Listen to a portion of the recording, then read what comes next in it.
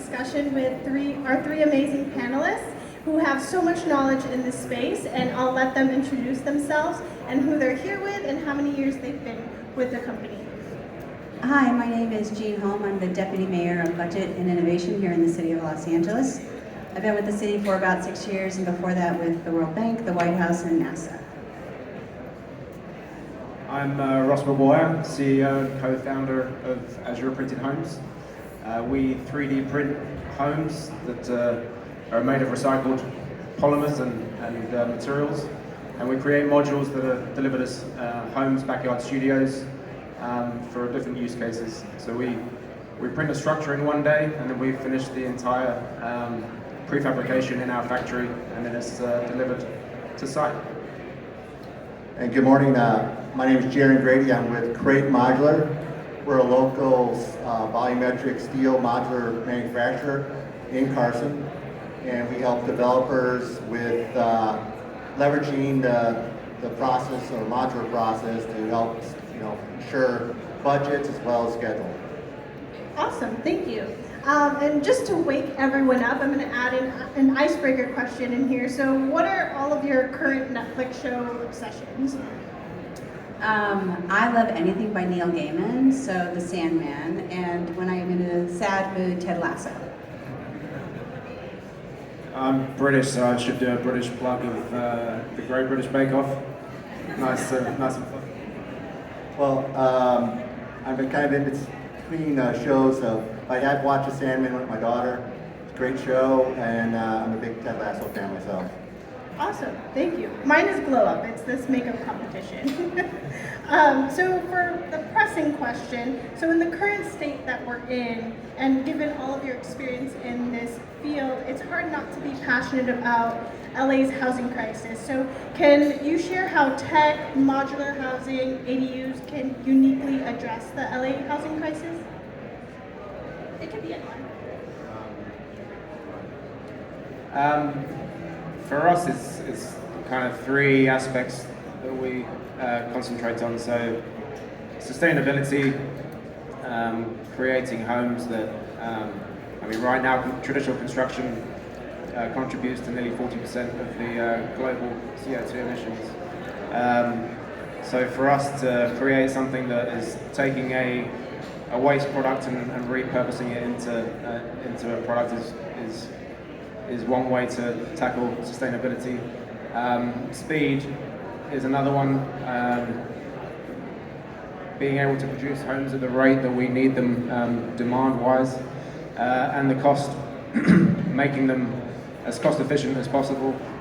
So part of what we do is to bring as much into our print and product that's created in a very fast process that means that we're creating more affordably, more quickly, and more sustainably to approach the crisis. Thank you. And Jared, did you want anything? Sure. I always feel that we're a modular company, but we're not necessarily, it's not really a modular building that we produce. It's more, we just follow a modular process, which is a smart way of building. And it helps, the biggest advantage with modular process is speed. And for instance, we completed, we're part of a nice program, Village to Lease, First Care Village. And that was actually from idea to COA was less than 10 months. So that's one of the biggest advantages with modular. And there's a new community that's being built, right? Currently in Koreatown, is that correct? That's correct, and that one is in Koreatown. It's similar, 4 stories, and that's also being delivered right now. Then actually just out there, they're on the second story, and probably in like 3 weeks they'll be completed. And Jean? Yeah, I'd like to kind of expand that question to include data. So I think technology and data together are really making some innovations and inroads into the housing market. Partly when we look at where we want to try to encourage housing or make sure people are building or permitting or look at affordable housing or transitional housing for people who are homeless, we want to see where people are today, but also where they want to be tomorrow. And with the pandemic, we've seen a shift in the culture, a shift in people working from home and doing remote work, which means they might want to live a little further from where they work, if it's more affordable or a better quality of life for them. And then also, we've seen a huge growth in the number of small at-home businesses. So whether it's a service provision or like a lot of people are like doing home jams and jellies and like all kinds of crazy, Great British Bake Off I think encourages everybody. The junior version is absolutely adorable. And so I think that this idea of like where you work, where you live, and how that space is used has changed for people. And so that's been interesting to look at the data around that and how that might change some of the policies at the city. But a lot of what we're looking to is around sustainability. So where do we want to encourage around transportation hubs to have maybe denser or higher housing units and allow more people to be close to those transportation hubs. Got it, thank you. And I'll keep this question to you, Jean. So what are some changes you're seeing in the industry? Given your role as deputy mayor, would you say that the tech and innovation in housing has increased? And can you share some of the examples that you're seeing and you're currently using? Sure, yeah. I mean, I think both of these companies are great examples of the fact that we're trying to looking at the issues of construction waste and sustainability and the environmental impact of construction, trying to do new construction in ways that are better for the environment, better for neighborhoods. I mean, if you're living next door to a construction site, you want it to happen quickly and quietly. And so I think that's an aspect that's really interesting, the speed to market. Some studies show that in the greater LA area, we are short about 500,000 housing units. Like that is not an overnight kind of change. So I'm just really heartened and encouraged by companies that are trying to find something different that makes it both more affordable, but also faster. And then the other thing I think we've done a lot around is changing the way in which we do permitting inspections. So a lot of our building and safety inspectors now do virtual inspections at different times, which just means that your crew can keep working, you can keep the construction going faster, and a lot of the inspections can just be virtual, and it makes the inspector much more efficient during the day, not having to fight LA traffic. And then finally, we have a program called the ADU Accelerator.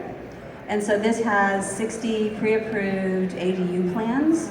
So if you're thinking of putting in an ADU, whether that's a home office or an actual housing unit or maybe an Airbnb kind of thing, then you don't have to sort of start from scratch. You can look at these pre-approved units, they're faster, there's different contractors that kind of cater to each of these. They have lots of different design ideas and accommodations for space, but it also just makes it faster and cheaper for you to get into building an ADU or another unit.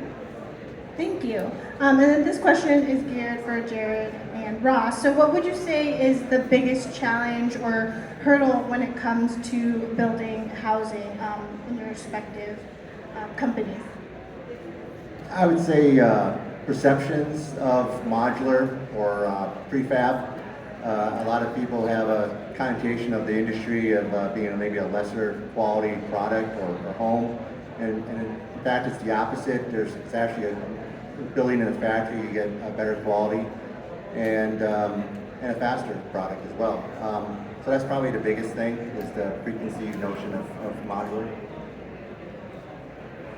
Yeah, I'd agree with that, and I think the fact that innovation in construction construction is an industry that's been untouched for centuries, so trying to influence and make innovation is something that is hard to push through. But I mean, the good signs from our perspective, with us kind of 3D printing it, the UL a couple of years ago took on a new code that said that they could approve 3D printing in construction, and ourselves recently, just with ICC, who write the code for the states, gave us an acceptance criteria for our products to be tested against and used across the state. So it's hard to kind of make progressive changes to something that has been the same and it's been trusted and for many centuries, really. So getting over those kind of hurdles are tough. But from our product, again, recycling has kind of negative connotations to it with building products as well. And right now we use a polymer recycled content that is recycled mechanically. So it's ground down plastics and other polymers that are then mixed with recycled carbon fiber and glass fiber. But there's a better way of recycling in that it's not mechanical recycling, it's chemical recycling. So you're breaking everything down chemically into the individual bonds and then rebuilding that product again from scratch. So you effectively have a virgin material from something that's already had a life. So I mean, what I hope and what I kind of picture is that I'm telling my speaking to my grandchildren, being like, yeah, we used to bury our plastic. And they're like, well, what do you mean? Like, yeah, we just used to bury it and because we were done with it. It's like, what do you mean you were done with it? Like, that's what we want to get to, where we're not. It's an infinite product that can be reused and rebuilt from scratch. It's possible. It's just there needs to be more. The cost and efficiency of doing it that way isn't strong enough at the moment. There needs to be more kind of, I guess, funding and attention brought to that level of recycling, so that we are kind of rebuilding to that level of quality each time. Got it. And then, Jean, are there any challenges on your end when dealing with developers or companies like Crate and, I'm sorry. Yeah, so, well, we welcome developers. So anybody who's interested in developing in the city of Los Angeles, if you want to ask specific questions, just to come up to me afterwards or catch me online. So I think that we're really interested in these innovative approaches. Again, the biggest change for us is change management with our residents. So people move into a neighborhood because they like the vibe, they like where it's located, it's affordable for them. And any change to that neighborhood can be greeted with concern. And so whenever we want to approve a new housing development or a new office building or bring in homeless housing, transitional housing, then we have a lot of people show up at city council meetings to talk about how they don't want that in their neighborhood. And I understand both sides of this equation, but I think with the 500,000 unit gap, we really have to think differently about that. So I just very much appreciate when people sort of say, yes, in my backyard, literally actually for ADUs. And when they say, they look at the idea that, we do a matching program with our seniors who are looking for housing, and we guarantee market rates so the city can supplement somebody's maybe fixed income. And so then people can have a sense of who's coming into their ADU. So it's not just some stranger, but it's somebody who's actually like financially backed by the city. And so we're doing some different things to kind of make people more comfortable. Companies like these help us to make people feel better about the construction process going on, because it's faster and it's less disruptive. And then the other thing is just, really everybody understanding the need for building more housing and trying to find that sweet spot for each neighborhood. Is it allowing an ADU on people's lots who want it? Is it allowing 1 to 4 units on the lot? Is it denser building around transportation hubs? So we tried a few different kinds of policies around the city, and I think that's the biggest challenge, is helping each community kind of find how they're going to help with bridging this housing gap that feels right for them, while also trying to make a lot of progress towards it. Got it, thank you. And given that the housing market is ever so changing, do you see a future where housing will be affordable? And how can policymakers and companies work together to achieve that? This is geared towards all of you. Well, I would say, the biggest thing or factor right now in the housing industry is the interest rates, right? And I think this also kind of leads to why to a benefit of modular is that you don't want it's that loan, the higher their interest rate, we can actually get, for a developer, speed up that occupancy by getting somebody actually to collect rent and quicker for that property and earn money back. Because you're always, the higher interest rate, more sense of urgency, you have to get something built. So I think modular is a great solution for that. As far as affordability, I think again, as we treat, like you're saying, home building in this country has not really changed in about 50 years, and our productivity has not increased in 50 years. And so as we adopt modern or tech processes or into our building process, we will speed up, and that should standardize the product as well. And again, that will help help affordability as well. Yeah, I'd echo what Jared says. That it's the production speed and time and cost that makes housing so expensive. I mean, you have the other difficulty that land itself, without anything on it, is already expensive. But if we can collectively, we here can kind of continue to innovate and work on how we can produce homes faster and less expensively. I feel like as a society we're more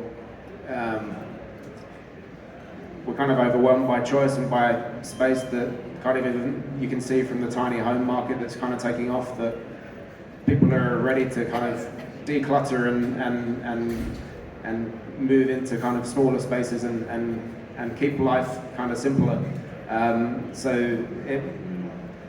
With tiny homes becoming more popular, there's more of a chance for people to get on the property ladder and kind of progress from that point as well. So there's means and ways to make housing more affordable, and for people to start that housing and home owning journey. But yeah, we've got a way to go as well. And I think there's a change that we're seeing, and the pandemic just accelerated this, in the use of land. So 14% of land in the city of Los Angeles is dedicated to automobiles. Now, okay, we're at the Peterson, so I don't want to disrespect our car culture. I'm a third generation Angelino, I get it. But at the same time, in the current crisis, is that what we want? Right? We want traffic to decrease, but we also want more housing. And so when we think about sort of, younger people coming up, there's a lot of folks who are trying to stay away from car ownership for lots of reasons. People using their cars less, people maybe having home businesses, doing remote work several days a week. So that just gives us a different sense of, do we dedicate so much land to car use? Do we start thinking differently about the regulations we have? So when somebody does a development for multi-family dwelling, like an apartment building, there's regulations about how many parking spaces you have to have. But when we work with businesses and we ask them to, encourage telecommuting, it's about how many trips that their employees take to and from work. So we think differently about if a developer is encouraging people to use public transportation, either by locating close to it or maybe giving subsidies or support for people to use public transportation, that could change the land use there and let them build more units on the same amount of land. So we're really interested in kind of seeing these cultural changes that are happening, how people prefer to balance work life, how they themselves identify their quality of life, and how that might be able to let us change some of the things that we may have put in regulations for in the past that maybe we don't need to regulate the same way. So it's really great to have these kind of conversations with folks and with developers to understand where we're causing friction and where we can make it easier. Thank you. And then I'm here with my final question. So what do you all predict will happen in this industry in the next 5 to 10 years? Will there be more competitors in the space? There's definitely going to be more competitors. In fact, there's some right now, and it's good that a lot of larger companies are seeing the benefits of off-site construction or modular building. And so you have big investments from people from Warren Buffett to Bill Gates, who are planning on building factories across the United States, just dedicated to the homes and buildings.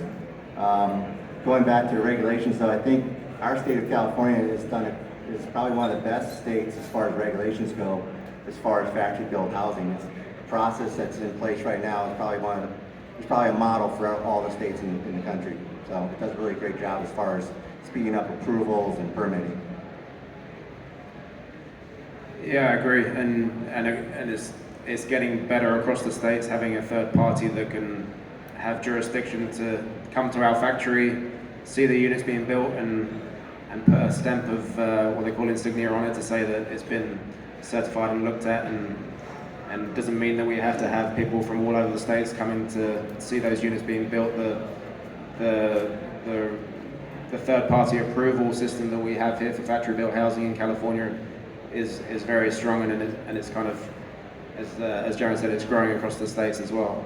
In terms of where we're going, I feel like innovation breeds innovation. Like the more new ideas and new ways to approach the whole market is going to inspire and bring new ideas for how things can be improved. So my hope and prediction is that that continues, and I feel like from my experience that we're kind of reaching that point where people are, it's probably a number of factors that have led to people asking those questions more specifically, but I feel like innovation in construction is becoming a much more talked about topic than it has been in recent decades. I mean, for us, we have the capability of printing right now 5 units per week. We're in the middle of a fundraiser at the moment so that we can increase that to 15 units. We see kind of our business model being something where we're not having kind of a mega factory here in LA and shipping across the States. We're having small micro factories local to where we see the most demand, so that we're setting up those kind of automated production lines and serving the local communities. So there is a means of tackling the huge demand that is out there, and yeah, we just need to kind of trust and improve the processes that are there at the moment. I mean, the construction industry is a huge web of interconnected different businesses, different contexts, and it can get very convoluted, and that's what a big part of what slows things down is that traditionally there's so many people involved in one project. Our product is trying to simplify the whole thing to another level. And like we were saying with modular, it's trying to take some of that headache away from customizing your own product and kind of having a limited number of options that can just reduce the headache. Yeah, I agree with you. I find it's kind of a coincidence that we're here at an auto museum, in that where honestly we're from a construction as an industry, we need to probably adapt a lot of the practices of the automobile industry, the assembly line production, treating it as more of a product or kits and parts. Right now, you know, how many people buy the car you own right now? It wasn't delivered in your driveway with a bunch of parts, and a couple of mechanics came in and put it together. But that's the way we're building homes now, and still.